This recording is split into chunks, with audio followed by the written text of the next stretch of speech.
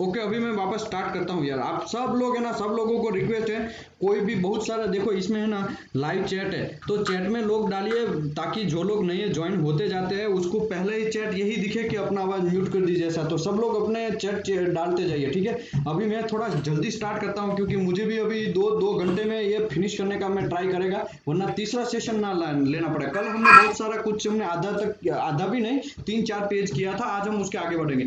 Oxygen का problem, hydrogen का problem क्या है? हाइड्रोजन वेल्ड मेटल के अंदर घुसेगा तो वेल्ड मेटल के अंदर वो हाइड्रोजन जैसे ही एटमॉस्फेरिक टेम्परेचर पे आएगा वेल्ड मेटल, 300 डिग्री नीचे टेम्परेचर पे आएगा हमारा वेल्ड मेटल, तो हाइड्रोजन एक्टिव हो जाता है। उसका एक टेंडेंसी है वो, तो एक्टिव होने से क्या होगा, वो वाइब्रेट होने लगेगा। वाइब्रेट होने के बाद वो क्या तो किसी से इलेक्ट्रॉन लेगा या किसी से इलेक्ट्रॉन देगा, मतलब उसकी बाहर की कक्षा में 2 इलेक्ट्रॉन चाहिए, अदरवाइज 0 इलेक्ट्रॉन चाहिए। मतलब अभी हाइड्रोजन, हीलियम, लिथियम, बेरियम हमने आवर्त कोष्टक देखा था, उसमें हमारा 1 इलेक्ट्रॉन रहता है। हाइड्रोजन मतलब एक, पहला ही हाइड्रोजन तत्व है, उसमें 1 इलेक्ट्रॉन है। तो किसी को इलेक्ट्रॉन देने का ट्राई करेगा, लेने का ट्राई करेगा। वेल्ड मेटल के अंदर वो सब लोग सॉलिड हो चुके हैं, अभी उसको कोई देगा नहीं, लेगा नहीं, इसके लिए वो क्या करेगा, वाइब्रेट होगा। वाइब्रेट होकर वो सीधा वेल्ड मेटल को फाड़ के बाहर निकलेगा, चीर के बाहर निकलेगा। जहां पे वेल्ड मेटल का पूर फ्यूजन हुआ है, जहां पे बेंडिंग प्रॉपर नहीं हुआ है, वहां से वो हाइड्रोजन वाइब्रेट होते होते बाहर निकल जाएगा, और जहां से वो निकलेगा उसकी जगह पे वो क्रैक करता जाएगा। उसको बोलते हैं hydrogen crack. Hydrogen crack post well heat treatment जो जोन रहता है, सॉरी हीट अफेक्टेड जोन रहता है, उसमें भी आता है। हाइड्रोजन क्रैक डिले क्रैक बोलते हैं क्योंकि वो आफ्टर 40 टू 72 आवर्स के बाद आने का चांसेस ज्यादा है। आफ्टर वेल्डिंग, वेल्डिंग मारने के बाद, वेल्डिंग ठंडा होता है तो वेल्डिंग मारने के बाद 40 टू 72 आवर्स के बाद आने का चांसेस रहता है। इसके लिए हम लोगों को ये ध्यान रखना है। ओके, हाइड्रोजन क्रैक क्यों आता है? हाइड्रोजन क्रैक 4 रीजन की वजह से आता है। सबसे पहला है आपका मेटल का हार्डनेस जो है वो 400 से ज्यादा हो जाएगा, तब हाइड्रोजन क्रैक आने का चांसेस बढ़ जाता है। क्योंकि 400 से ज्यादा हार्डनेस हो गया, इसका मतलब क्या हुआ, उसका मेटल पार्टिकल का साइज जो है वो बड़ा बड़ा हो गया। बड़ा बड़ा जो होके एक दूसरे के साथ टच हुए हैं, अगर बड़ा बड़ा अगर टच हुआ है तो उसके बीच में गैप रहेगा, तो वो गैप में से हाइड्रोजन तुरंत फ्लो कर देगा और बाहर से निकल जाएगा, तो हाइड्रोजन क्रैक आएगा। दूसरा रीजन है कि आपका जो इलेक्ट्रोड है उसमें 80 पर ml पर 100 ग्राम, 18 ml पर 100 ग्राम, मतलब 100 मिलीग्राम में, 100 ग्राम में 18 15 ml अगर हाइड्रोजन रहेगा, तब भी हाइड्रोजन आने का, क्रैक आने का चांसेस रहेगा। मैं एग्जांपल के तौर पे समझाता हूँ। आप देखा होगा कि गीला इलेक्ट्रोड को यूज नहीं करता है, क्यों? क्योंकि हाइड्रोजन जो है उसमें रहता है गीले इलेक्ट्रोड। गीले इलेक्ट्रोड मतलब H2O, पानी जो है उससे वो इलेक्ट्रोड दिख गया है, ठीक है।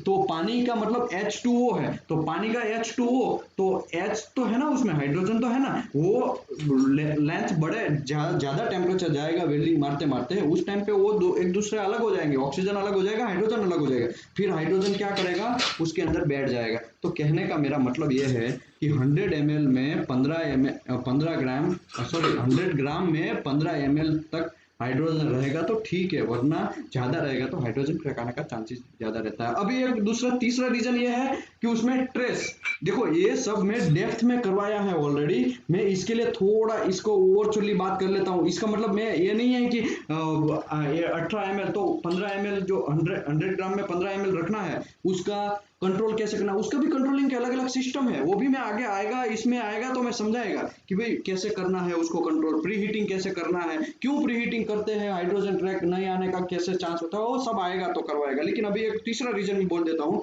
हाइड्रोजन क्रैक आने का, ट्रेस रहता है 0.5 ईल्ड से ज्यादा। अभी आपने देखा होगा एक शेल है, एक शेल के ऊपर हम डिशन फिटअप कर रहे हैं, तो आपने देखा होगा कि डिशन का ओवलिटी या शेल का ओवलिटी है तो कांड हो जाता है, हमको फिटअप करने में प्रॉब्लम होता है, प्रॉपर उसका एज मैच नहीं होता है, तब हम क्या करते हैं, एज जो है मैच नहीं होने की वजह से हम ठोक ठाक करते हैं, बहुत सारी चाबियां लगाते हैं, बहुत सारे जुगाड़ करते हैं, उसको क्रैन से थोड़ा होल्डिंग करके बांधते हैं, ऐसा करके, तो एक ट्रेस प्रोड्यूस होगा ना यार। जनरली सीधा फिटअप हो जाए और उसको चाबी वगैरह, चाप वगैरह लगा के उसको जबरदस्ती फिटअप किया जाए, तो उसमें मेटल जो है थोड़ा बैंड होगा तो उसका ट्रेस तो होगा ना, तो वो ट्रेस को बोलते हैं यील्ड। वो एक देखो इलास्टिसिटी आएगा, इलास्टिक पॉइंट आएगा, फिर यील्ड पॉइंट आएगा, फिर मेटल टूटेगा, वो एक मेटलर्जी है, ठीक है। आप खाली इतना समझ लीजिए, मेटल में ट्रेस है तो वो ट्रेस में वीक जॉइंट बनेगा, वीक जॉइंट बनने से हमारा वहां से जॉइंट क्रैक होने का चांसेस है। क्यों? क्योंकि वहां से वीकर पॉइंट होने की वजह से वहां से हाइड्रोजन फ्लो करके बाहर निकलेगा, तो चांसेस है क्रैक आने का। अभी हम बात करते थे, हाँ वेल्डिंग मार दिया, वैसा हमने फिटअप किया डिसेंट और शेल का, फिर हमने वेल्डिंग मार दिया, वेल्डिंग मारने के बाद सब चाबी निकाल दिया, सब चाबी निकालने के बाद वो वेल्डिंग जो मारा है उसमें तो ट्रेस आएगा ना, क्योंकि वो उसका ओरिजिनल पोजीशन में जाने की कोशिश करेगा ना। तो शेल जो है या उसमें ओवालिटी था, या एक्स वाई जेड इसमें ये डिसेंट में ओवालिटी था, तो उसमें तो वो ओरिजिनल पोजीशन में जाने का कोशिश करेगा। उस टाइम पे वेल्डिंग के ऊपर ट्रेस आएगा, वेल्डिंग के ऊपर ट्रेस आएगा तो वहां पे बॉन्ड वीक होगा, बॉन्ड वीक होगा तो वहां से तुरंत हाइड्रोजन फ्लो हो जाएगा और क्रैक कर देगा। तो वो भी एक रीजन है। ठीक है, 3 रीजन हो गए। चौथा रीजन है हाइड्रोजन का एक टेंडेंसी है 300 डिग्री नीचे टेम्परेचर पे वो वाइब्रेट करेगा, तो वो भी एक टेंडेंसी है। तो 300 नीचे से टेम्परेचर रहेगा तो उसका वो वाइब्रेट करके वो बाहर एटमॉस्फेयर में जाएगा, और एटमॉस्फेयर में जाके ऑक्सीजन से वो इलेक्ट्रॉन लेगा और स्थायी बन जाएगा। तो इसके लिए हाइड्रोजन को एक्टिव तत्व बोला जाता है। तो यहाँ पे लिखा है how do you take care low hydrogen electrode. तो हमको हाइड्रोजन इलेक्ट्रोड के अंदर ना बैठे, इसके लिए हमको क्या करना है, ह्यूमिडिटी कम, ह्यूमिडिटी 50% से कम ह्यूमिडिटी में हमको उसको स्टोरेज करना है। और वो जो है open this box which are to be used, जब हमको यूज करना है तभी उसको काटना है। वैक्यूम पैक इलेक्ट्रोड है तो हमको यूज नहीं करना है, पहले ही फाड़ देंगे, तब क्या होगा, बाहर का एटमॉस्फेयर का ह्यूमिडिटी का हाइड्रोजन जो है वो मेटल के अंदर, वो इलेक्ट्रोड का जो फ्लक्स है उसमें बैठ जाएगा। तो कहने का मतलब यह है कि आपको जब यूज करना है तभी उसको तोड़ना चाहिए। दूसरा, बेकिंग करते हैं हाइड्रो, कभी कभी इलेक्ट्रोड जो है वो हमने जल्दी तोड़ दिया, चलो हमने हमने एक देखा कि भाई वैक्यूम पैक इलेक्ट्रोड टूट गया, जानबूझ के तो नहीं टूटा, ऐसे ही टूट गया, तो क्या उसको फेंक देंगे? नहीं, तो उसको बेकिंग करना चाहिए, बेकिंग करेंगे फिर आप रिटर्न उसको यूज कर सकते हैं।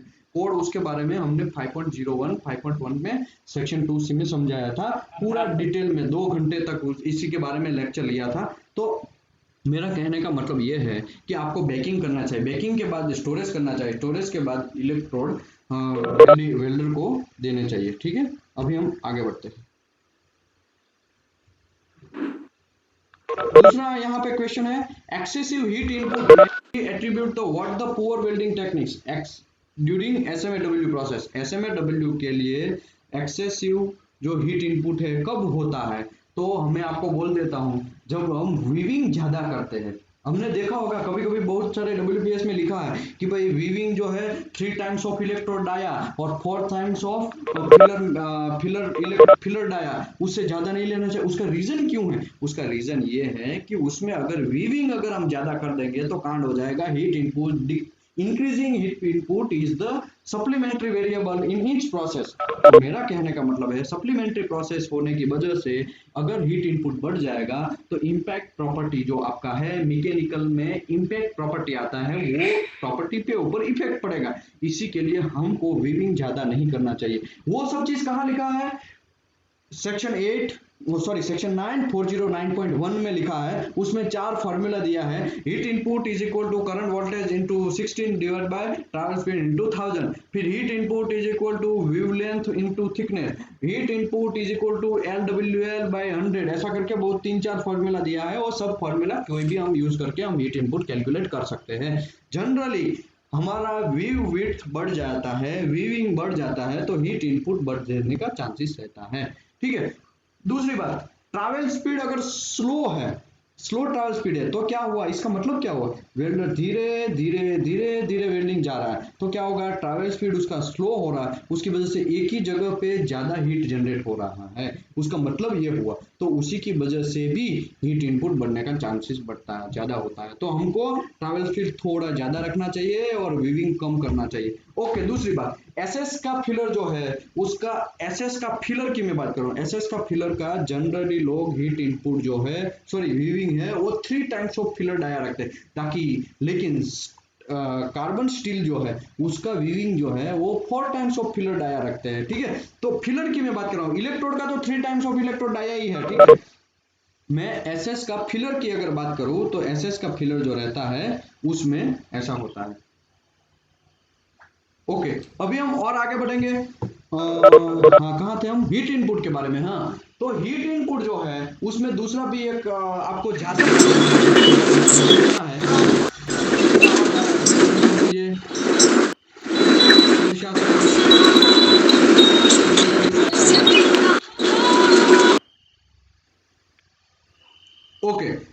किसी का वीडियो चालू है, प्लीज वीडियो भी बंद कर दीजिए। अभी हीट इनपुट के बारे में आपको ज्यादा डेप्थ में जाना है, तब आपको क्या करना है, सेक्शन 9 आर्टिकल हमारा रहेगा 4 वेल्डिंग डेटा, उसमें रहेगा हमारा QW409.1 में लिखा है, तो आप वहां पे जा सकते हैं। और भी डेप्थ में जाना है आपको, इतना आपको इनफ नहीं लगता है, तो आपको अपेंडिक्स एच में जाना है, नॉन मैंडेटरी अपेंडिक्स एच। तो नॉन मैंडेटरी अपेंडिक्स एच क्या है, हमने ऑलरेडी उस टाइम पे समझाया था, सेक्शन 9 किया था, उस टाइम पे 409.1 भी समझाया था कि कैसे वीविंग जो है ज्यादा होता है तो हमारा हीट इनपुट पे इफेक्ट पड़ता है। तो मेरा कहने का मतलब यह है कि आपको हीट इनपुट जो है सप्लीमेंट्री वेरिएबल है, इसको कंट्रोल करना जरूरी है। कभी कभी लोग को कंफ्यूज होता है कि भाई मैं करंट बढ़ा देगा, मैं पीक्यूआर है मेरा, पीक्यूआर में मैंने करंट 100 लिया तो मैं डब्ल्यूपीएस में वो करंट 150 ले सकता हूं। ऐसा बहुत सारे लोग क्वेश्चन करते हैं। पीक्यूआर में मैंने ट्रैवल स्पीड 500 पर मीटर 500 mm पर सेकंड मिनट लिया, तब क्या मैं इसमें ज्यादा ले सकता हूं? मैं आपको एक चीज बोल देता हूँ, करंट जो है वो non essential variable, travel speed है नॉन एसेंशियल वेरिएबल, लेकिन वोल्टेज जो है वो नॉन एसेंशियल वेरिएबल, लेकिन heat input, increasing the heat input is the essential variable, sorry supplementary variable. तब आप हीट इनपुट का फॉर्मूला क्या है, current voltage into divide by travel speed into 1000 ऐसा करके है, ठीक है। तो मतलब क्या हुआ कि भले ही करंट आप बढ़ा सकते हैं, लेकिन आपको हीट इनपुट जहां है उतना रखना पड़ेगा। पीक्यूआर में आपने एक पास मारा, पास मारने के बाद आपने देखा कि हाँ करंट इतना लिया, वोल्टेज इतना लिया, ट्रैवल स्पीड इतना लिया, फिर हमने पास बाय पास सब चेक किया, फिर सभी का आपको हीट इनपुट कैलकुलेट करना है, सभी में हाईएस्ट हीट इनपुट कितना है वो आपको मेजर करना है। एग्जांपल के तौर पे 3 किलो जूल पर एमएम आपका हाईएस्ट हीट इनपुट आया, ठीक है। तब आपको मैं ऐसा बोल रहा हूं कि जो WPS आप लिख रहे हैं, जब पीक्यूआर तो बना दिया, WPS आप लिखने बैठ रहे हैं, तब आप करंट वोल्टेज कोई भी ले सकते हैं, आपको कोई प्रॉब्लम नहीं, लेकिन हीट इनपुट आपका 3 किलो जूल पर mm से ज्यादा नहीं जाना चाहिए। जहां पे मैक्सिमम जो लिमिट था पीक्यूआर का, वो लिमिट से एक्स्ट्रा नहीं होना चाहिए। बाकी आप करंट में भी काम कर सकते हैं, ऊपर नीचे कर सकते हैं, ट्रैवल स्पीड भी ऊपर नीचे कर सकते हैं, जो भी करना है, लेकिन हीट इनपुट के इफेक्ट नहीं आना चाहिए, ठीक है। तो क्योंकि वो सप्लीमेंट्री वेरिएबल है। ओके, अभी हम आगे बढ़ते हैं। What is the 3 potential source of the hydrogen encounter during SMA process, SMAW process. तो क्या क्या 3 सोर्स है जहां पे हाइड्रोजन जो है एनकाउंटर होता है, ज्यादा मिलता है। तो हमको पता है मॉइस्चर जो रहता है वो जो बाहर का मॉइस्चर, तो वो भी इलेक्ट्रोड का कोटिंग के ऊपर इफेक्ट करता है। ऑयल रहता है तो वो भी इलेक्ट्रोड के कोटिंग के ऊपर वेल्डिंग मारने के टाइम इफेक्ट करते हैं। और दूसरा है hydrogen in base metal, element element hydrogen in base metal. हाँ, तो बेस मेटल में भी हाइड्रोजन नहीं रहना चाहिए उसके ऊपर, तो आपको इसके लिए वो निकालने के लिए आपको प्री हीटिंग थोड़ा करेंगे तो वो जो मॉइस्चर है वो रिमूव हो जाएगा, ठीक है। तो वो बहुत सारे रीजन रहते हैं हाइड्रोजन निकालने के लिए। आगे बढ़ते हैं। What is the several like cause of the porosity in carbon steel weld using the SMAW process? Porosity आने का क्या मोस्टली रीजन रहता है? तो पोरोसिटी आने का रीजन रहता है कि पुअर वेल्डिंग टेक्निक्स, आपका वेल्डिंग टेक्निक्स पुअर नहीं है। आप आर्क जो है वेल्डर, ये वेल्डिंग इलेक्ट्रोड है वो उसको बार बार टच करते हैं, फिर भी आर्क स्टार्ट नहीं होता है, और अगर स्टार्ट हो गया फिर आर्क ब्लो प्रॉपर नहीं हुआ, फिर बंद हो गया, तो भी पोरोसिटी आने का चांस रहता है। आपने देखा होगा बहुत सारे वेल्डर है वो इलेक्ट्रोड को कितनी बार टैक टैक टैक बहुत जोर से मारते हैं, जैसे कि उसको आज तो इलेक्ट्रोड की लग जाएगी, ऐसा इतना जोर जोर से मारते हैं, तो कभी वो भी एक खराब कंडीशन है, टेक्निक प्रॉपर नहीं है, उसमें भी पोरोसिटी आने का चांसेस रहता है। दूसरा है हमारा इक्विपमेंट। इक्विपमेंट जो, सॉरी ये क्या, हाँ कहाँ पहुंचे थे, हाँ एक्सेसिव विंड।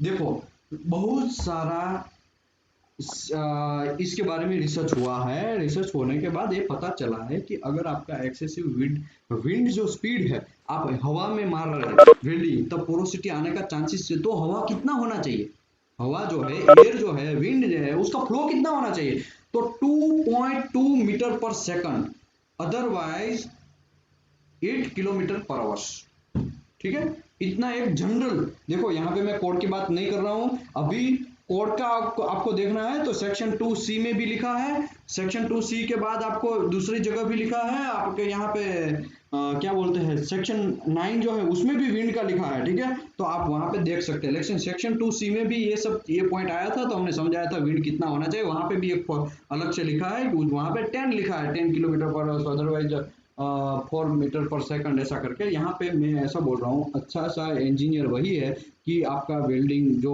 WPS बना रहा है उसमें ये पॉइंट डाल दे कि भाई 2.2 मीटर पर सेकंड से ज्यादा विंड रहेगा तो आपको वेल्डिंग नहीं मारना है, या 8 किलोमीटर पर आवर्स का अगर स्पीड रहेगा एयर का तो आपको वेल्डिंग नहीं मारना। तो एक्सेसिव विंड भी एक इफेक्ट करता है आपको पोरोसिटी आने में। मॉइस्चर नहीं आ रहा है, कंटामिनेशन, मॉइस्चर भी होता है वेट कंटामिनेशन के अंदर, तब भी प्रॉब्लम होता है। इसकी वजह से हम आपने देखा होगा कि थोड़ा भले ही थिकनेस कम है फिर भी थोड़ा हम वार्म अप करते हैं, थोड़ा उसको हीटिंग करते हैं। आपने देखा होगा ठंडी के सीजन में हम क्या करते हैं, थोड़ा हमको ब्लोवर से उसको हीटिंग करते हैं वेल्ड मेटल को, भले ही 10 mm थिकनेस हो, भले ही 12 mm थिकनेस हो, कोड में भले ही ना बोला गया हो, लेकिन हम उसको रिमूव करते हैं। क्यों? क्योंकि वेल्डिंग मारेंगे तो उसमें मॉइस्चर आने का चांसेस बढ़ जाता है, इसकी वजह से पोरोसिटी आता है। तो वो भी एक रीजन है, उसके लिए हम डेप्थ में गए थे, तो यहाँ पे अभी मैं डेप्थ में ज्यादा नहीं जाएगा। Where would the crack like occur or excessive current input in single pass weld? अगर आप ज्यादा करंट लिया है, सिंगल पास वेल्डिंग मार रहे हैं, तो कौन सा क्रैक आने का चांसेस है? तो सेंटर लाइन क्रैक आने का चांसेस है। सेंटर लाइन क्रैक हमने शिफ्ट में किया था, अभी मैं थोड़ा इंफॉर्मेशन दे देता हूँ। सेंटर लाइन क्रैक क्या है? तो कि जब वीविंग मारते हैं, वीविंग हम करते हैं, तो वीविंग करने के टाइम वीविंग अगर ज्यादा हो जाता है उस टाइम पे वो जो फ्यूजन होता है, फ्यूजन वो क्या करेगा, फ्यूजन दोनों जो बीवेल है, बीवेल मतलब बेस मेटल से लेके वेल्डिंग का सेंटर तक धीरे धीरे धीरे धीरे धीरे धीरे कूलिंग होगा। कूलिंग होते होते जैसे ही सेंटर में पहुंचेगा तब तक एकदम फुल कूल हो चुका होगा, तो वहां पे सेंटर में उसको टाइम नहीं मिलेगा कूलिंग होने का, उसकी वजह से सेंटर लाइन क्रैक आता है। अगर यहाँ पे एक फिगर है तो मैं दिखा देता हूँ, जस्ट मेरे पास शायद पड़ा है। सेंटर लाइन क्रैक कैसे आता है उसका थोड़ा मैं एक चीज दिखा देता हूं आपको।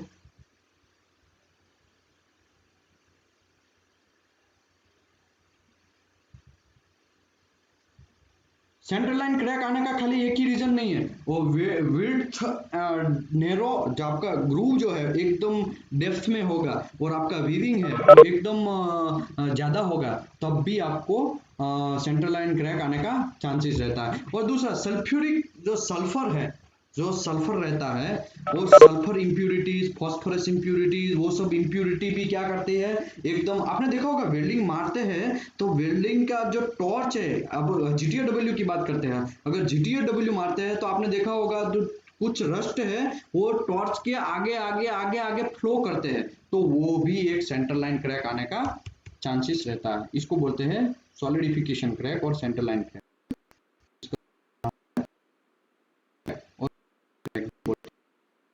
एकदम सेंटर में आता है।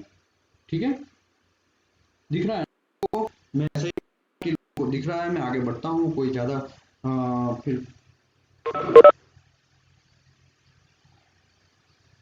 ओके, एक मिनट, हाँ मैं ज्वाइन हो जाता हूँ।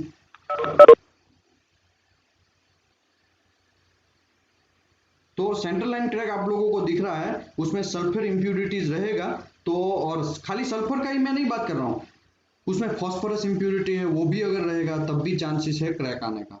तो एक ही रीजन इस यहाँ पे नहीं रहता है सेंट्रल लाइन क्रैक आने का। इसके लिए हमको क्या करना पड़ेगा, ऐसा मेटल सिलेक्ट करना पड़ेगा जिसमें सल्फर इंप्यूरिटीज ना हो। ऑयल, ऑयल में सबसे ज्यादा सल्फर रहता है, ठीक है, ऑयल एंड डस्ट में, तो वो डस्ट में तो कम रहता है लेकिन ऑयल में सल्फर ज्यादा रहता है, तो हमको जनरली क्या करना चाहिए, ऑयल वहां पे रिमूव करना चाहिए, जहां पे वेल्डिंग मारते हैं वहां से आपको ऑयल रिमूव करना चाहिए। अभी यहाँ पे अगर देता हूँ, देखो सेंट्रल क्रैक कैसे होता है, जो साइड में से जो है ना श्रिंकेज होते होते होते होते एकदम बीच में वेल्डिंग को टाइम ही नहीं मिलेगा सॉलिडिफिकेशन होने के लिए और बीच में से क्रैक आने का चांसेस बढ़ जाता है, तो वो भी एक रीजन है। ठीक है, आगे बढ़ते हैं।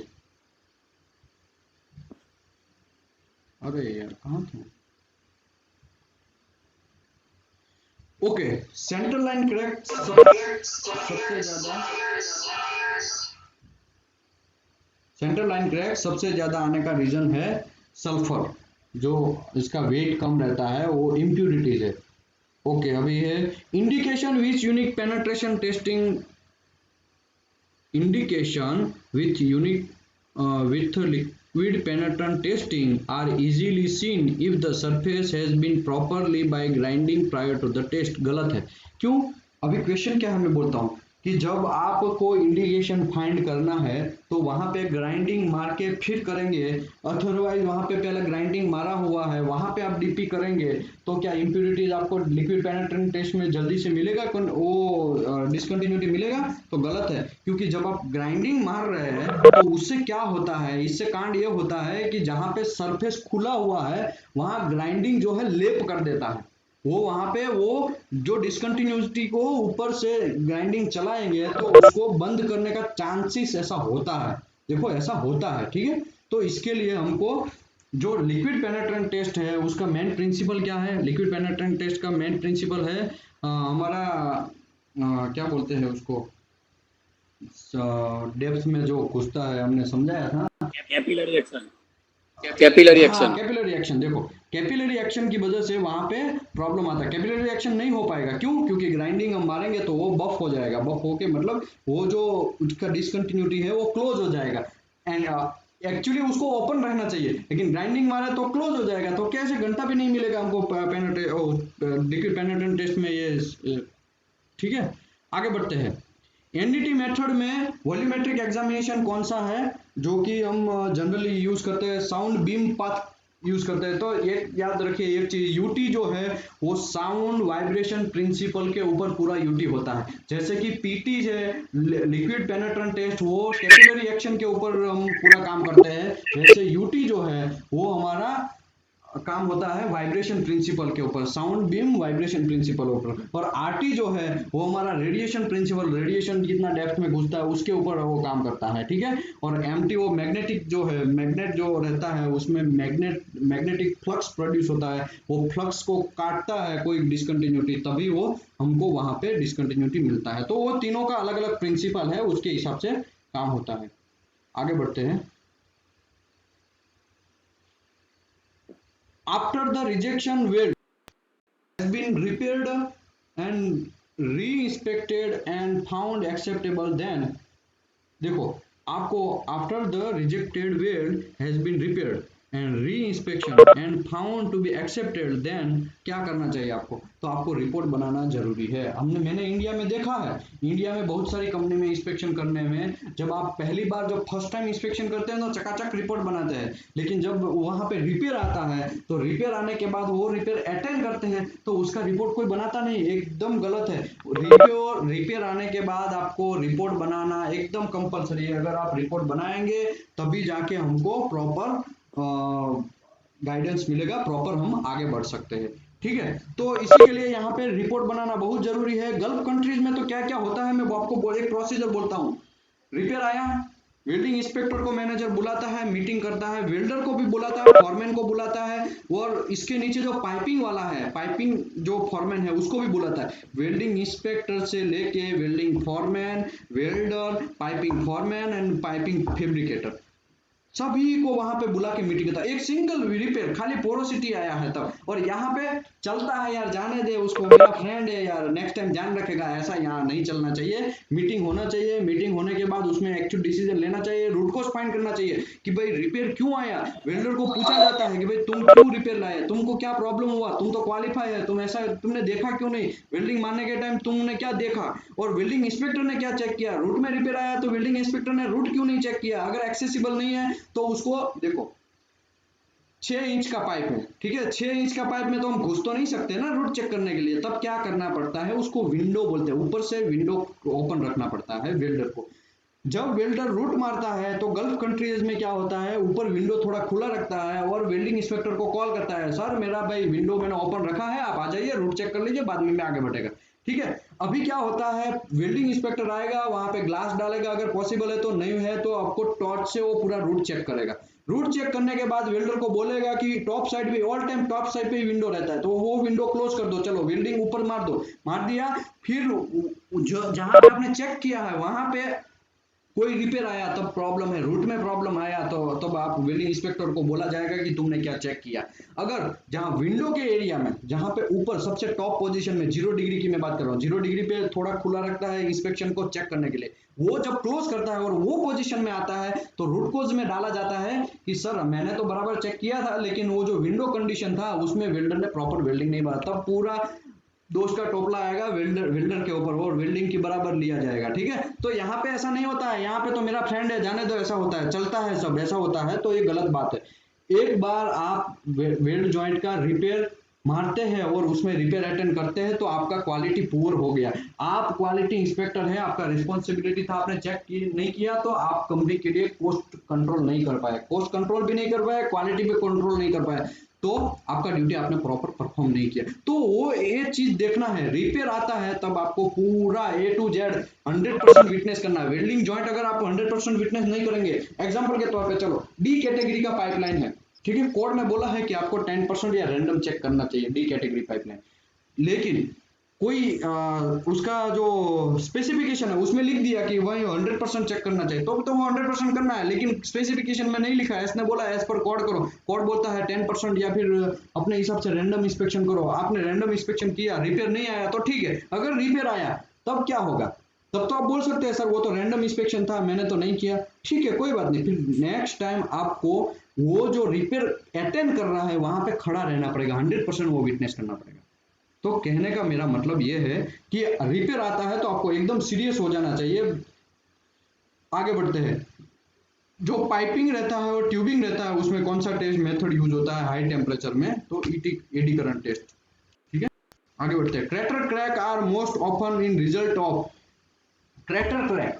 क्रैटर क्रैक कहाँ आता है, crater crack mostly GTAW welding में आता है। जीटीएडब्ल्यू वेल्डिंग में क्या कहाँ पे आता है, वो स्टार्ट पॉइंट और एंड पॉइंट, स्टार्ट पॉइंट और एंड पॉइंट में आता है। उसका रीजन क्या है, टेक्निक पुअर है। टेक्निक क्या पुअर है, तो कि वेल्डर जो वेल्डिंग स्टार्ट करता है तब आपको सबसे पहले स्टार्ट करने से पहले पहले आपको प्री फ्लो करना चाहिए। प्री फ्लो का मतलब जो आपका आर्गन का नोजल है, जो आप पर्जिंग कर रहे हैं या फिर जो भी है आप नोजल के अंदर से जो कूलिंग के लिए आर्गन फ्लो कर रहे हैं उसको पहले फ्लो कर देना चाहिए, थोड़ा 2 से 5 सेकंड तक फ्लो करेंगे। अगर नहीं करेंगे तो क्या होगा, उसके अंदर ऑक्सीजन भी होता है, तो आर्गन की सिलेंडर से आर्गन तो निकलता है लेकिन आगे तो थोड़ा ऑक्सीजन है, स्टार्टिंग की मैं बात करूं एकदम वेल्डिंग स्टार्टिंग कर रहे हो उस टाइम पे, तो ऑक्सीजन आके सीधा वेल्ड मेटल के अंदर घुसेगा, तभी वो चांसेस है इनप्रॉपर टेक्निक हो गया। इसके लिए आपको प्री फ्लो करना चाहिए, उसको बोलते हैं प्री फ्लो।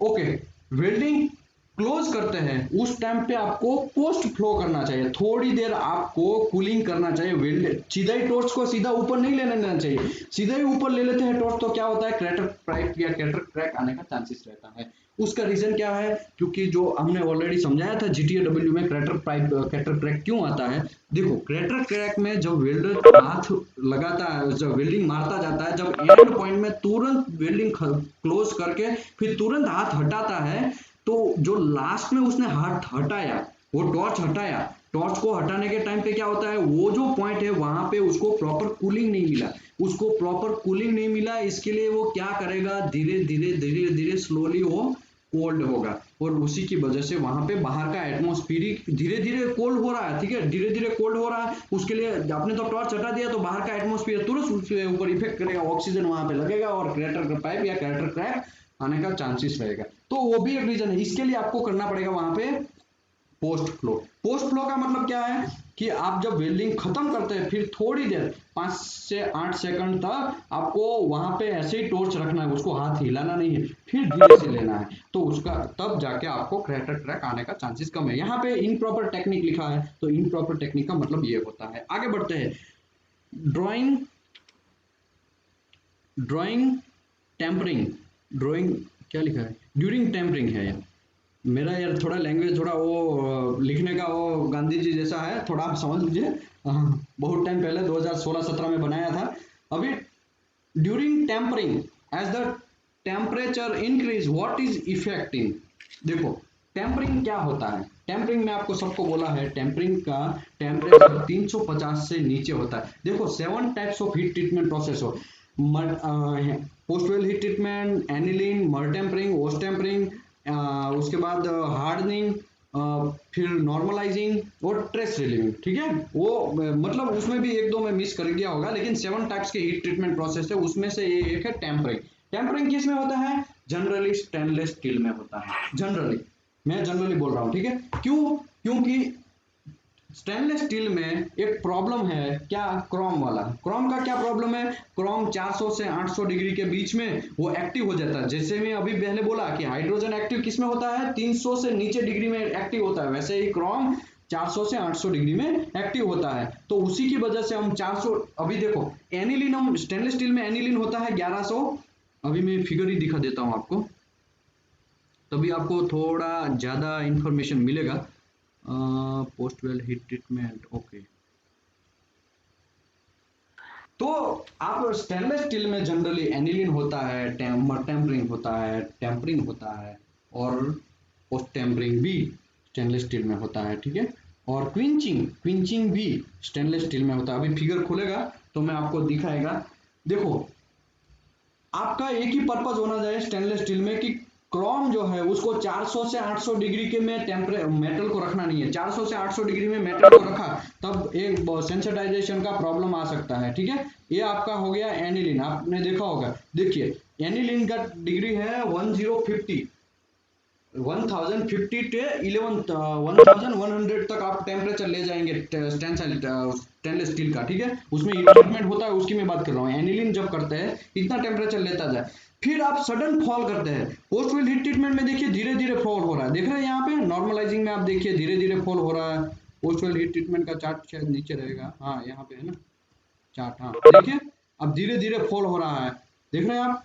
तो यहाँ पे ऐसा नहीं है, यहाँ पे तो बहुत प्रॉब्लम है, आपको फास्ट से फॉल करना पड़ेगा टेम्परेचर। क्यों? क्योंकि अगर 400 से 800 डिग्री टेम्परेचर में आएगा तो क्रोमियम कार्बाइड, क्रोमियम ऑक्साइड वो सब बनाने का चांसेस रहता है। तो स्टेनलेस स्टील में आप टेम्परेचर को 1100 डिग्री तक ले गए, 1100 डिग्री तक लेने के बाद आप तुरंत उसका वेल्डिंग का टेम्परेचर उसका फॉल कर रहे हैं। क्यों? क्योंकि उसको टाइम ही ना मिले, 400 से 800 उसको एकदम स्लो टाइम मिले, आपको उसको टाइम ही ना मिले क्रोमियम कार्बाइड बनाने का, फॉल कर देते हैं। तो उससे क्या होता है, कांड ये होता है, उससे हार्डनेस जो है उसमें इफेक्ट पड़ता है, उसका जो डक्टिलिटी है वो डिक्रीज होता है। क्योंकि आप एक ही बार में आप देखा होगा कि फुल गर्म करेंगे, सीधा उसको पानी के अंदर डाल देंगे, ये पानी के अंदर डालने की ही बात है, ठीक है। वाटर पिंचिंग की बात कर रहा हूं मैं, और एनिलिंग की बात कर रहा हूं। तुरंत आप उसको पानी में डुबो के फिर सीधा उसका टेम्परेचर फॉल कर रहे हैं। क्विंचिंग है, देखिए 900 डिग्री टेम्परेचर पे गया, तुरंत उसको फॉल किया, फिर आप देखिए उसको टेम्परिंग करते हैं। क्यों? उसमें हार्डनेस इंप्रूव करने, डिक्रीज करने के लिए, और उसका डक्टिलिटी इंक्रीज करने के लिए। तो हम टेम्परिंग कितने टेम्परेचर पे करते हैं? 400 तक तो हम जा नहीं सकते, इसके लिए जो टेम्परिंग है वो 350 तक जाते हैं। 350 तक वापस वो स्टेनलेस स्टील को गर्म करते हैं, फिर वो उसको धीरे धीरे फॉल होने देते हैं। 350 में हमको कोई प्रॉब्लम नहीं है, हमको तो 400 से 800 तक नहीं लेके जाना है कार्बन क्रोमियम को, ठीक है। ओके, तो ये हम किसके बारे में बात कर रहे थे? हाँ, during tempering, the tempering increase as the temperature increase, what affecting temperature increase होता है तो hardness decrease होता है, ठीक है। इसी के वही एक रीजन है। Which of the following tests which are to be used in actual determine of the material toughness? material toughness के लिए हमको क्या चेक करना चाहिए? तो हमको मटेरियल टफनेस करने के लिए 4P इम्पैक्ट टफनेस करना चाहिए। 4P इम्पैक्ट टफनेस में क्या होता है, एक पीस लिया जाता है, पीस में एक वी नॉच किया जाता है, वी नॉच एकदम सेंटर में किया जाता है 0.5 mm का, 0.5 mm का। उसका फिगर ऑलरेडी मैं पहले भी बता चुका हूँ, अभी भी मैं आपको एक बार देखना है तो मैं दिखा देता हूँ, वरना मुझे लग रहा है ऐसे हम दिखाने दिखाने में तो ज्यादा प्रॉब्लम हो जाएगा। इससे अच्छा मैं थोड़ा फास्ट चलो। आशीष सर, क्या लगता है ये हर बार दिखाएंगे तो क्या है, हम लोगों को प्रॉब्लम है? इससे अच्छा है कि थोड़ा फास्ट चला जाए, ऐसे ही वर्बली समझा के। क्या लगता है आपको? हेलो। Yes sir. हेलो। हाँ सर बोलिए। ये जरूरत नहीं है, ये सब तो बेसिक ही होगा। हाँ, तब फास्ट चलता हूँ। देखो इसमें ऐसा एक पीस लिया जाता है, और पीस में उसको 4P इम्पैक्ट के लिए वी नॉच किया जाता है, फिर उसको लो टेम्परेचर लेके एनविल के ऊपर फिट किया जाता है, बहुत सारे पीस बनाए जाते हैं, और पीस में मारा जाता है, और मारने के बाद टेम्परेचर और उसका एनर्जी जो है वो मेजर किया जाता है, वो एनर्जी का ग्राफ बनाया जाता है। और एनर्जी का ग्राफ यहाँ पे होगा तो मैं दिखाएगा ऐसे ऐसे, ठीक है। ये एनविल से रख के ऐसा मारा जाता है,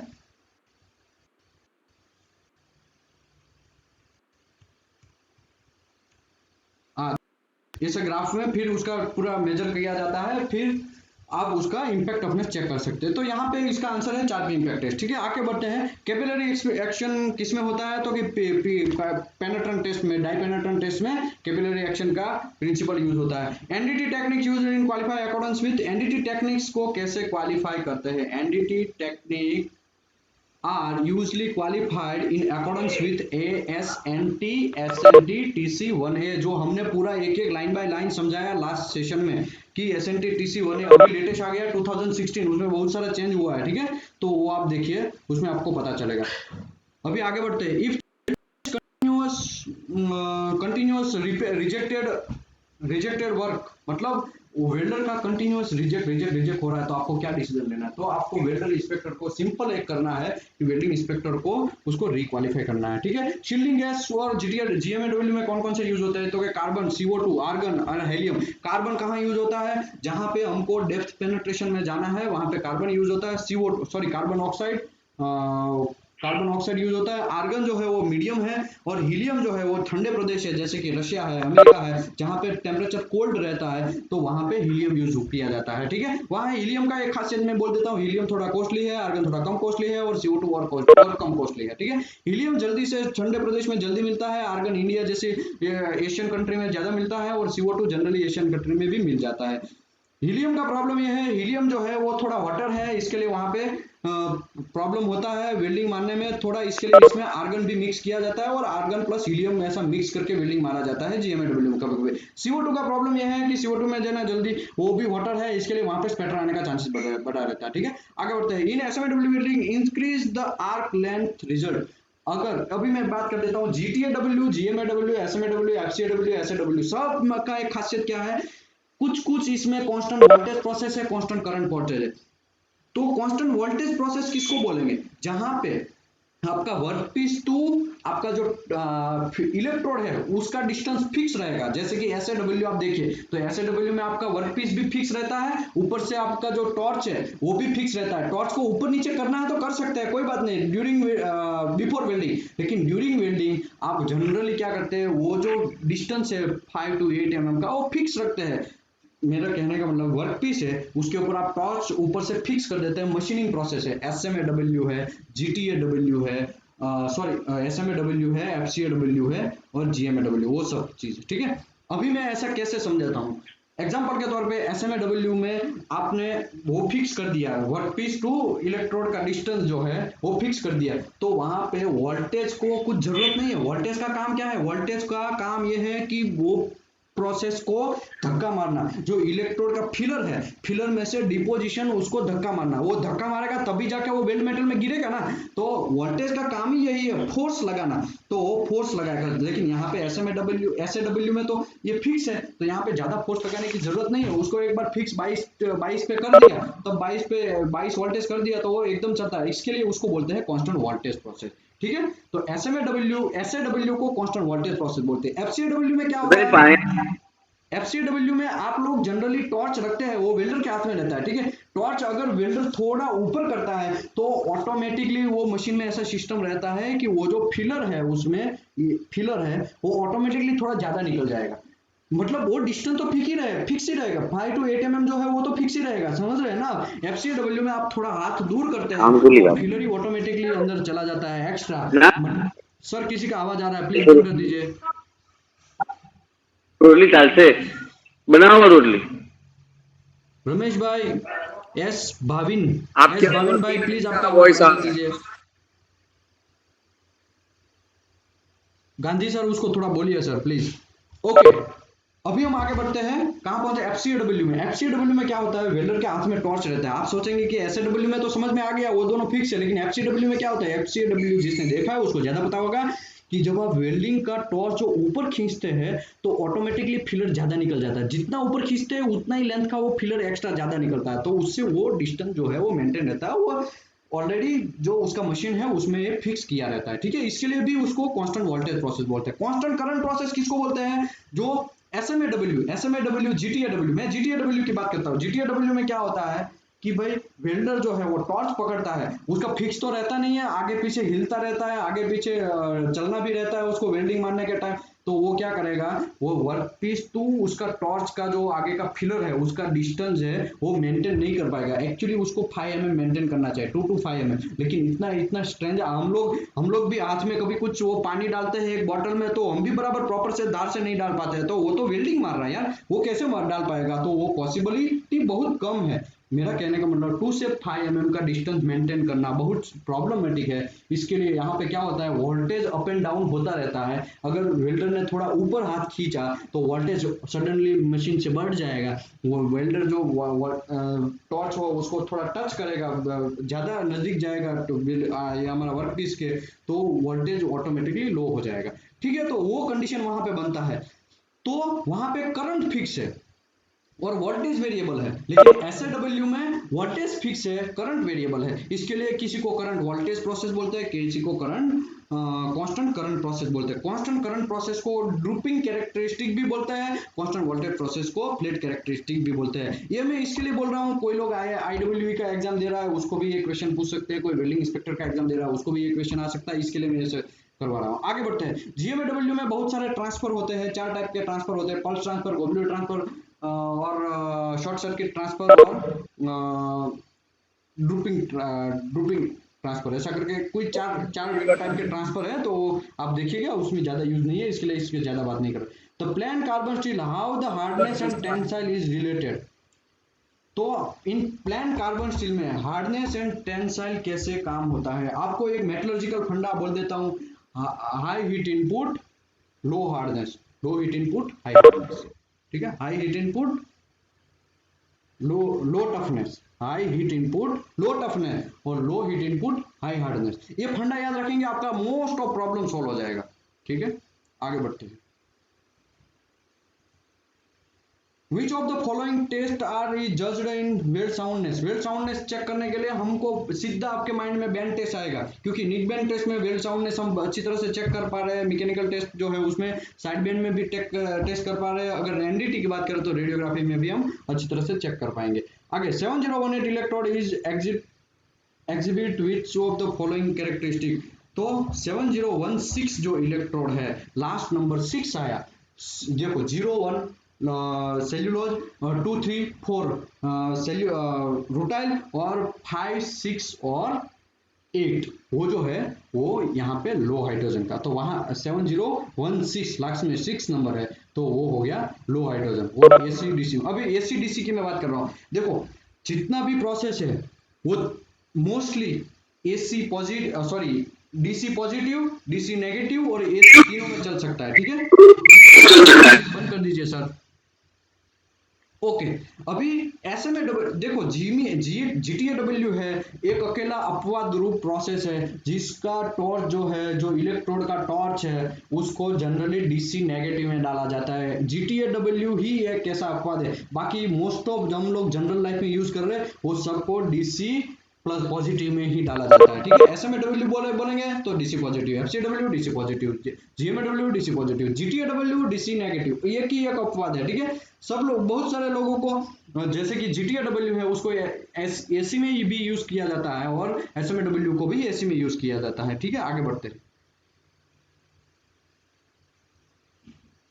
Which of the following discontinued not associated within GTAW? GTA देखो ये एक क्वेश्चन आता है, सीशिप के एग्जाम जो दे रहा है उसको एक क्वेश्चन आएगा कि भाई GTAW में कौन सा नीचे का डिसकंटिन्यूटी नहीं होता है, तो स्लेग जो इंक्लूजन है वो GTAW में नहीं होता है, वो सबको पता है। GTAW में टंगस्टन इंक्लूजन होता है और कॉपर इंक्लूजन भी हो सकता है। ठीक है, और स्लेग इंक्लूजन अकेला एक नहीं होता है। आगे बढ़ते हैं। What dimension measure determine the size of the concave fillet weld? concave fillet weld कल हमने डिस्कस किया था, उसमें हाइट चेक करना है और हमको matrix fillet, convex fillet check करना है। तो throat thickness is equal to 0.7 into leg length, ऐसा करके कल डिस्कस किया था, इसके लिए इसमें ज्यादा नहीं जाएंगे। Using GTAW process describe the what happen to root pass applied without purging, back purging on SS. बहुत सारे लोगों को इसमें कंफ्यूजन है कि भाई एसएस में हमने बैक पर्जिंग नहीं किया, एसएस में हमने बैक गाउजिंग नहीं किया, तो क्या कांड होगा। तो कांड यही होगा, जब हम वेल्डिंग मारेंगे तब हमारा टेम्परेचर 6000 तक जाएगा। ठीक है, 6000 जब टेम्परेचर जाएगा तब 6000 से कम होते होते कभी ना कभी 1000 पे तो आएगा, क्योंकि वेल्डिंग फिनिश होगा या वेल्डिंग रनिंग होगा तो 1000 पे आएगा। 1000 के बाद 800 पे आएगा। जैसे ही 800 के स्लॉट में एंट्री मारेगा वो टेम्परेचर 800 से 700 700 600 ऐसे करके 400 तक, ये 400 और 800 का जो टेम्परेचर है उसमें क्रोम जो है वो एक्टिव हो जाएगा। वो एक्टिव होने के बाद वो क्या करेगा, क्रोमियम कार्बाइड बनाएगा, क्रोमियम कार्बाइड या क्रोमियम ऑक्साइड बनेगा। तो क्रोमियम कार्बाइड और क्रोमियम ऑक्साइड बनाएगा तो वहां पे क्रोमियम कम हो जाएगा, तो उसको बोलते हैं सेंसिटाइजेशन, ठीक है। और इसकी वजह से वहां पे ऑक्सीडेशन होता है, तो उसी की वजह से जनरली प्रीहीट भी नहीं करते हैं, पोस्ट हीट ट्रीटमेंट भी करते हैं, तो उसमें एकदम वो जो स्लॉट टेम्परेचर है वो मैं एनिलिंग में दिखाया एकदम सडन फॉल कर देते हैं, ठीक है, टेम्परेचर पर। इसके लिए ओके दूसरी बात, जीटीएडब्ल्यू में हम हम पर्जिंग करते हैं, तो पर्जिंग जनरली बहुत सारे लोग क्वेश्चन करते हैं कि उसको चेक कहाँ करते हैं। नीचे की एक पाइप है 24 इंच का, ठीक है, 24 इंच में हमने पर्जिंग किया तो क्या नीचे चेक करेंगे या ऊपर चेक करेंगे या साइड में चेक करेंगे या 0 डिग्री पे चेक करेंगे, कहाँ पे चेक करेंगे। पर्जिंग चेक करना है तो हम कहाँ करेंगे, तो पर्जिंग ऑल टाइम पे टॉप पोजीशन पे चेक किया जाता है। जो एयर है उससे थोड़ा हैवी है आर्गन, उसी की वजह से वो आप पाइप के अंदर डालेंगे तो एकदम ओवरहेड पोजीशन में तो आर्गन जल्दी आ जाएगा, फिर धीरे धीरे पूरा पाइप भरते भरते भरते एकदम टॉप पोजीशन में चांसेस कम रहता है, मतलब वहां पे ऑक्सीजन मिलने का, आपको अगर मिलता भी है तो वहां पे चांसेस रहता है। नीचे के एरिया में तो जल्दी मिल ही जाता है कि आपको तुरंत ऑक्सीजन एनालाइजर डालेंगे तो उसमें पता चल जाएगा कि हाँ यहाँ पे इसके लिए टॉप पोजीशन पे हमको चेक करना चाहिए, ठीक है। जहां पे क्लोज हो चुका है, पहले रूट लग गया, ठीक है, पूरा रूट लग गया है, उसके बाद में आप क्या कैसे चेक करेंगे इसमें पर्जिंग है कि नहीं है, इसके लिए एक फॉर्मूला आता है, आगे आएगा तो मैं बताएगा, वो फॉर्मूला के हिसाब से भी आप चेक कर सकते हैं, थियोरेटिकल फॉर्मूला है, ठीक है। Is the stress relieving? Why it is important that the exactly same RT procedure before and after stress relieving? बहुत सारे लोग इसमें होता है, बहुत सारे लोगों के प्रोसीजर में लिखा रहता है कि भाई आरटी जो हम करते हैं वो before post well heat treatment भी एक स्लॉट आरटी करते हैं, after post well heat treatment भी आरटी करते हैं। इसका रीजन क्या है, उसका रीजन यही है कि जब कोई क्रैक स्मॉल है तो वो आफ्टर पीडब्ल्यूएसटी बड़ा होने का चांसेस रहता है। कोई स्मॉल पोरोसिटी वो पहली बार आरटी किया, वो स्मॉल पोरोसिटी वो एक्सेप्ट हो जाता है, लेकिन आफ्टर पीडब्ल्यूएसटी उसका जो कद है वो बड़ा होता है पोरोसिटी का, क्योंकि एयर हॉट होगा, अंदर अगर एयर है या हाइड्रोजन है वो हॉट होगा तो क्या करेगा, वो आगे पीछे घूमते घूमते वहां पे क्रैक या फिर पोरोसिटी बड़ा होने का चांसेस कर देता है। इसके लिए यहाँ पे आफ्टर पीडब्ल्यूएसटी अगर हम करते हैं तो प्रॉब्लम होने का चांसेस रहता है, इसके लिए दोनों टाइम आरटी करते हैं, ठीक है। आगे, what is the diameter limit of the limit in different welding process. देखो डायमीटर लिमिट कहाँ से भी नहीं दिया गया है, लेकिन ये जनरली हम करते हैं 3 इंच से अबव रहता है उसमें हम SMA-W ही मारते हैं। GTAW half inch to 10 inch तक रहता है तो हम GTAW मारते हैं, और जनरली 3 इंच में भी हम रूट तो जनरली GTAW ही मारते हैं, ठीक है। मेरा कहने का मतलब GMAW 3 इंच से अबव रहेगा तो हम GMAW यूज करते हैं। सर किसी का आवाज आ रहा है प्लीज बंद कर दीजिए। धोनी सर आपका आवाज बंद कर दीजिए। Okay. What is the maximum size of the hydrogen electrode 7018? तो maximum size 5 mm है, 6 mm भी कोई यूज करता है, लेकिन जनरली 6 mm यूज नहीं करता है, क्योंकि above 6 mm electrode dia is the supplementary variable हो जाता है। इसके लिए जनरली हम यूज ही नहीं करते हैं कि हमको मगजमारी ना करना पड़े, इसके लिए हम 5 डाया का इलेक्ट्रोड यूज करते हैं, ठीक है। और 5 डाया 4 डाया उसका स्टैंडर्ड साइज लेंथ विड्थ वो सब चीज का हमने सेक्शन 2C 5.1 5.4 5.5 5.8 5.9 वो सब में डिस्कस किया, 5.18 5.28 वो सब में हमने ऑलरेडी डिस्कस किया है। आगे बढ़ते हैं, what is the requirement of material location on breeze tag. Breeze tag का क्या जरूरत है, ब्रीज टैग अगर मारेंगे तो हमको प्रॉपर तरीके से हम रूट में प्रीहीटिंग भी कर पाएंगे, प्रॉपर तरीके से हम वेल्डिंग मार पाएंगे। और ब्रीज टैग मतलब क्या है कि भाई रूट के अंदर ब्रीज टैग कभी भी इफेक्ट नहीं होता है, ये चीज याद रखिए आप कि भाई रूट के अंदर कभी भी ब्रीज टैग टच नहीं होता है। अगर रूट के अंदर टच होता है तो वो मैं ही फिटिंग को वो जो पाइप है उसको कटवाया है और वापस फिटिंग वेल्डिंग करवाया, टैकिंग करवाया, ठीक है, वापस फिटअप करवाया। तो ब्रिज टैक है वो जनरली वेल्डिंग स्टार्ट होता है, उसके बाद में उसको निकाल दिया जाता है, और निकालने के बाद कभी जरूरत पड़ता है तो उसमें पीटी भी किया जाता है, तो उसके हिसाब से हम आगे बढ़ते हैं, ठीक है।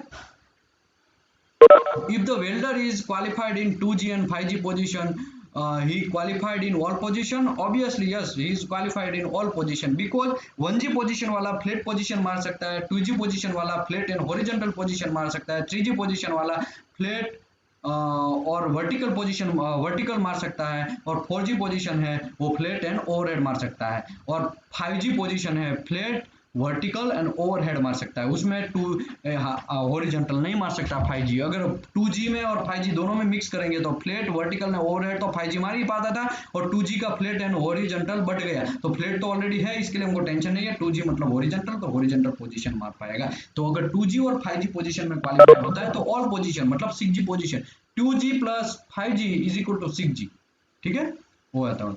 Internal misalignment of birth joint it not exceed 1.5 mm। हमने देखा था AWS सॉरी ASME B31.3 में मिसअलाइनमेंट मिनी मैक्सिमम 1.5 mm करके लिखा था, इसके लिए यहाँ पे भी क्लियर लिखा है 1.5 mm। Maximum hardness limit for P1 material would be, P1 material के लिए जनरली हार्डनेस कितना होता है, तो यहाँ पे बोल देता हूँ। अगर श्योर सर्विस के लिए यूज हो रहा है तो 200 हार्डनेस 200 BNH होता है, और नॉन श्योर सर्विस के लिए 225 हार्डनेस लेना चाहिए। ये हम प्रोसेस पाइपिंग की बात कर रहे हैं, ठीक है, बाकी सब वेसल की बात नहीं कर रहे। वेसल में अलग होता है, वेसल में 250 तक भी आ जा सकते हैं लोग।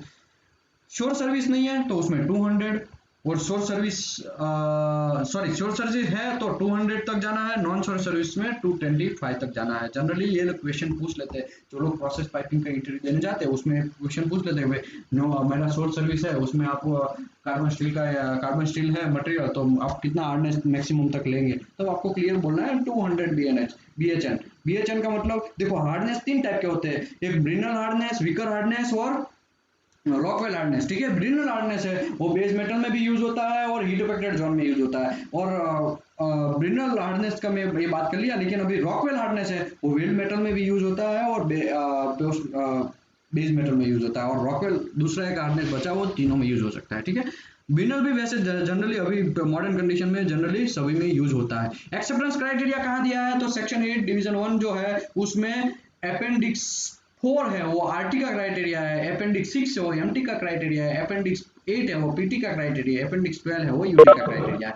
अभी ये याद रखने के लिए मैं याद करता हूँ, 4 6 8 12 ऐसा करके याद रखना है। 4 उसमें 2 ऐड करो 6, उसमें 2 ऐड करो 8, उसमें 4 ऐड करो 12, 4 6 8 12। पहले आरटी का क्राइटेरिया होता है अपेंडिक्स 4 में, एमटी में 6, अपेंडिक्स 6 में एमटी, अपेंडिक्स 8 में पीटी, और यूटी के लिए 12 है। तो ये आपको इंटरव्यू क्वेश्चन में याद रखना है। वो पूछ सकता है कि भाई एक्सेप्टेंस क्राइटेरिया कहाँ दिया है, तो आपके मुंह में तुरंत होना चाहिए कि भाई एमटी के लिए पूछ रहा है तो 8 होता है, अपेंडिक्स सेक्शन 8 डिवीजन 1 अपेंडिक्स। इतना बोलेंगे तो खलास, हमको आगे जाने का जरूरत नहीं है। अगर आगे पूछ लेता है तो बोलना है कि भाई अप टू 6 mm में 3 mm तक एक्सेप्ट है, वो जो भी है वो XYZ क्राइटेरिया दिया है वो, और 6 to 19 है उसमें 10 mm T/3 तक एक्सेप्ट है, और 90 to 57 है वो T/3, और 57 से अबव तो उसमें 19 mm तक एक्सेप्ट है। वो सब एक्सेप्टेंस क्राइटेरिया ऑलरेडी पहले करवाया था, लेकिन ये यहाँ पे मैं यही बात कर रहा हूँ, आपको अपेंडिक्स याद होना चाहिए। पोर्टेबल इलेक्ट्रोड ओवन इन क्यूअर टेम्परेचर कितना होना चाहिए, जनरली 65 से अबव होना चाहिए। कोड कुछ बोल नहीं रहा है, कोड तो ऐसे ही बोल रहा है कि आपको स्टोरेज करना है 30 डिग्री से 150 डिग्री, ठीक है, कोड यही बोल रहा है, लेकिन आपको पोर्टेबल ओवन का 65 से ज्यादा रहेगा तो अच्छा है। वो कैसे चेक करेंगे, पायरोमीटर से चेक करेंगे। Electrode filler wire and flux shell controlled in ASME section 2C। Electrode filler wire और उसका सिलेक्शन कहाँ लिखा है, सेक्शन 2C में, ASME सेक्शन 2C में लिखा है, ठीक है। टैक वेल्ड का थिकनेस कितना होना चाहिए, तो टैक वेल्ड का थिकनेस 3.2 mm से लेकर 4.8 mm तक होना चाहिए, और उसका लेंथ जो है टैक वेल्ड मार रहे हैं उसका 12.5 से लेके हाफ इंच से लेके 1 इंच तक उसका लेंथ होना चाहिए। और टैक वेल्ड कहाँ पे कितना मारना चाहिए, क्योंकि 4 इंच से कम डाया का थिकनेस वाला कोई भी है उसमें मिनिमम 3 टैक मारना चाहिए पाइप में, और 4 इंच से ज्यादा थिकनेस का डाया का है वो 4 से ज्यादा टैक वेल्ड मार सकते हैं। यहाँ पे बहुत प्रॉब्लम होता है, 2 इंच का पाइप है, ठीक है, उसमें यहाँ पे तो लिखा है कि भाई 2 इंच में आपको 4 से नीचे का है तो 3 टैक मारना चाहिए, ठीक है, यहाँ पे ऐसा क्लियर लिखा है। लेकिन 2 इंच के पाइप में लोग एक ही टैक मार देते हैं और धड़ाधड़ वेल्डिंग लगाते हैं, और इंडिया में तो मैं बहुत सारी ऐसा जगह देखा है। तो हम लोगों को इम्प्रूव होना चाहिए, उसको बोलना चाहिए भाई 3 टैक तू मार। 3 टैक मारने से प्रॉब्लम क्या है कि भाई कुछ बैंड नहीं हो जाएगा पाइप, और टेढ़ा मेढ़ा नहीं हो जाएगा, डिस्टोर्शन नहीं आएगा, बहुत सारा हमको फायदा है इसके लिए यहाँ पे इतना मार। अगर एक वेल्डर है उसने जेसीसी कार्ड क्या है, जॉब क्लियरेंस सर्टिफिकेट, हम हमारा जैसे लाइसेंस का एक स्मॉल पान कार्ड लाइसेंस वो सब चीज स्मॉल आता है ना, वैसे ही एक जेसीसी कार्ड होता है, मतलब जॉब जॉब क्लियरेंस कार्ड, उसको बोलते हैं हम वेल्डर कार्ड भी बोलते हैं बहुत सारे लोग। तो वेल्डर कार्ड कंपलसरी होना चाहिए। कोड तो ऐसा बोल रहा है, कोड में तो लिखा नहीं है, लेकिन जस्ट उसने रिकमेंडेशन किया है कि आपका पास उसका प्रॉपर आइडेंटिफिकेशन होना चाहिए। आइडेंटिफिकेशन ऑन जॉब पे आप गए, कोई वेल्डर, हम तो बहुत सारे वर्कर है उसमें तो हम पहचान नहीं पाएंगे कि भी कौन है कौन नहीं है, तो हमको उसको डायरेक्ट बोलते हैं भाई चल तो तुम्हारा वेल्डर कार्ड दिखा। तो वेल्डर कार्ड नहीं दिखा पाया, तब हमको समझना है इसमें कुछ कांड है। अगर वो घर पे भूल गया है तो हमको उसको वार्निंग लेटर देना है और नेक्स्ट टाइम ध्यान रखना है, उसको बोलना है। अगर वो वेल्डर नहीं है, कोई फिटर था और वो वेल्डिंग मार रहा है, तब उसको ये प्रोजेक्ट से, जो भी प्रोजेक्ट चल रहा है उससे रिवॉक करना है, यहाँ पे ऐसा लिखा है। लेकिन हम इंडिया में ऐसा नहीं करते, बाहर में तो ऐसा सब फॉलो होता है। इंडिया में क्या होता है, मेरा फ्रेंड है जाने दो, कॉन्ट्रैक्टर आएगा आपके पास, आपका मैनेजर आएगा, यार मैन पावर नहीं है उसको जाने दो, ऐसा सब मसला रहता है। लेकिन ऐसा काम आपको करना चाहिए कि भाई उसको प्रोजेक्ट से ही हटाना चाहिए। फिटर है वो टैग वेल्डिंग मार रहा है, इसका मतलब वो बहुत बड़ा मिस्टेक, ब्लंडर मिस्टेक कर रहा है, तो वो हमको देखना चाहिए, वो ऐसा नहीं होना चाहिए, ठीक है। Can you allow using the nitrogen in back purging in SS? No, nitrogen is the slightly reactive so that the purpose of the back purging is not achieved। अगर यहाँ पे नाइट्रोजन हम बैक पर्जिंग यूज करेंगे, जैसे कि हम argon डालते हैं एसएस में, सबको पता ही है आर्गन डालते हैं तो क्या होता है, आर्गन वो एक्टिव तत्व नहीं है, ठीक है। तो अगर एक्टिव नहीं है तो किसी के साथ वो क्या इलेक्ट्रॉन देगा नहीं, लेगा नहीं, वो तो फिक्स है, अपने मनमानी करेगा, किसी को कोई प्रॉब्लम नहीं है। आर्गन किसी के साथ कोलैबोरेशन होने नहीं देगा। लेकिन नाइट्रोजन है वो hydrogen helium lithium barium boron carbon nitrogen, hydrogen helium lithium barium boron carbon nitrogen, nitrogen मतलब 7 इलेक्ट्रोड हुआ, पहली कक्षा में 2 इलेक्ट्रॉन जाएगा तो दूसरी कक्षा में 4 इलेक्ट्रॉन जाएंगे, तो उसको मिनिमम 8 इलेक्ट्रॉन होने चाहिए, ठीक है। स्लाइटली या तो 4 इलेक्ट्रॉन किसी से देगा या 4 इलेक्ट्रॉन लेगा, तभी जाके वो पूरा एकदम डीएक्टिव तत्व बनेगा। लेकिन यहाँ पे तो 4 इलेक्ट्रॉन लास्ट की कक्षा में है, इसके लिए वो रिएक्टिव थोड़ा है, ठीक है। किसी के साथ मार्केटिंग कर सकता है, किसी के साथ केमिकल रिएक्शन कर सकता है, इसके लिए यहाँ पे नहीं होना। हमारा पर्पज है ऑक्सीडेशन को प्रिवेंट करना, वो हमारा सक्सेस नहीं होगा। आगे बढ़ते हैं। Electron welder weld joint without your fit up inspection, what is your action in welding as a welding inspector? एक फिट अप हुआ है, वो वेल्डर ने वेल्डिंग धड़ाक से मार दिया वेल्डिंग, ठीक है, धड़ाधड़, बहुत प्रोडक्शन बहुत प्रॉब्लम होता है इंडिया में, तो ऐसा होता है, मैं देखा है कि भी प्रोडक्शन आए रहता है, वेल्डिंग इंस्पेक्टर पहुंच नहीं पाता है, इसके लिए वो टेलीफोन में ही बोल देता है कि तुम आगे बढ़ो मैं बाद में साइन कर देगा। वो गलत बात है, ऐसा नहीं होना चाहिए, आपको इंस्पेक्शन करना चाहिए। अगर इस पे वो तो कभी कभी तो यहाँ पे ऐसा भी होता है कि कोई लोग फोन भी नहीं करते हैं, वेल्डिंग मारने के बाद बोलते हैं कि हमने वेल्डिंग मार दिया ऐसा। तो कहने का मेरा मतलब यही है कि आपको इंस्पेक्शन करना चाहिए। अगर आपने इंस्पेक्शन नहीं किया, सर किसी का आवाज आ रहा है, बंद कर दीजिए। सुरेंद्र सर आपकी आवाज आ रही है, बंद कर दीजिए please. Surendra sir please. Okay, अभी मेरा कहने का मतलब यह है कि उसने आपको पूछे बिना, आपका इंस्पेक्शन करवाए बिना उसने वेल्डिंग मार दिया, तब आपको जाके पहले चेक करना है वो उसका अलाइनमेंट ओरिएंटेशन वो सब बराबर है कि नहीं है। उसके बाद आपको वो जॉइंट का आरटी करवाना है। आरटी करवाने के बाद अगर फेल होता है तो बात अलग है, एक्सेप्ट होता है, फिर भी ये पूरा चीज एक्सेप्ट हुआ, अलाइनमेंट भी बराबर था, वेल्डिंग भी उसने बराबर मारा और आरटी में पास भी हो गया, फिर भी वेल्डर को वार्निंग लेटर देना, ठीक है। अगर वो जॉइंट में कुछ कांड हो गया, प्रॉब्लम है, फिटअप प्रॉपर नहीं था, ठीक है, आरटी में भी पास नहीं हुआ, इसमें से कोई भी एक चीज हो सकता है, फिटअप ओके था तो आरटी में फेल हो गया, आरटी पास होता है लेकिन फिटअप प्रॉपर नहीं है, तो ऐसा कुछ भी प्रॉब्लम है उसमें, तो उसको प्रोजेक्ट से रिवॉक करना चाहिए। लेकिन यहाँ पे ऐसा हम नहीं करते हैं, तो ये सब चीज गलत है। आगे बढ़ते हैं। How will you do the welder identification and making after the complete of joint? अब joint complete, how will you do welder identification and making after the complete the joint? वो एक बार अल्पेश सर ने ये चीज बताया था मैं एक सेशन में, तो सॉरी आशीष सर ने, ऑलरेडी मैं आपको अभी यहाँ वापस बोल देता हूँ। पाइपिंग इंस्पेक्शन में पंचिंग नहीं होता है, ठीक है, ये एक मसला है क्योंकि उसका थिकनेस कम होता है। इसके लिए क्या करते हैं, हम मार्कर लेते हैं, मार्कर में जॉइंट है उसके 500 mm दूर हम एक बॉक्स बनाते हैं और बॉक्स में लिखते हैं drawing number, joint number, number, build number, SIM number और builder number, building inspector name और फैब्रिकेटर नेम और कौन सी पाइपिंग इंस्पेक्टर है उसका नाम और final build visual inspection by building inspector, ऐसा करके एक बॉक्स बनाता है स्मॉल। वो बॉक्स का मैं आपको बोल रहा हूँ ना, size 1 feet by 1 feet by 1 feet का भी हो सकता है, जनरली इतना बॉक्स बनाते हैं, उसमें मार्कर से सब चीज लिखते हैं। तो मेरा कहने का मतलब ये है, उसमें सब चीज लिखना है, उसमें बिल्डर नंबर लिखना है, उससे आपको पता चलेगा। और वो सिस्टम एक हो या जो भी है XYZ, वो सिस्टम से भी आपको करना चाहिए, आगे बढ़ना चाहिए। आगे बढ़ते हैं। All pressure containing weld other than butt weld include the branch connections such as weldolet, sockolet and weld branch shall be 100% examined for the NDT method। किस में 100% करना चाहिए? ठीक है, वो तो एक डी कैटेगरी पाइपलाइन वाला है, डी कैटेगरी है तो उसमें थोड़ा रिएक्शन कम दिया है, और एम कैटेगरी है तो आपको 100% इंस्पेक्शन करना है। सीवीएस साइक्लिक है तो उसमें तो सपोर्ट को भी नहीं छोड़ना है, सपोर्ट भी टेक स्मॉल टैकिंग भी मारता है सीवीएस साइक्लिक कंडीशन में, तो कोड बोलता है उसका इंस्पेक्शन करना है। वो हमने लास्ट सेशन में देखा, लास्ट नहीं पार्ट 1 में या पार्ट 2 में हमने देखा AWS B31.3 में, ठीक है। तो वहां पे एक्सेप्टेंस क्राइटेरिया दिया है, उसके हिसाब से आपको आगे बढ़ना चाहिए। अभी वेल्डर क्वालिफिकेशन डायमीटर लिमिट, अभी है ना, मैं थोड़ी देर इसको खोल रहा हूँ, मैं भी थोड़ा वो पानी वगैरह पी लेता हूँ, 5-10 मिनट का रेस्ट लेते हैं, बाद में हम यहाँ से स्टार्ट करते हैं वेल्डर का क्वालिफिकेशन, ठीक है। उसका एसेंशियल सप्लीमेंट्री वो वेरिएबल हम स्टार्ट करते हैं। 5 मिनट के लिए हम रेस्ट लेते हैं। हेलो सर, ये प्रधानमंत्री जी का भाषण आ रहा है,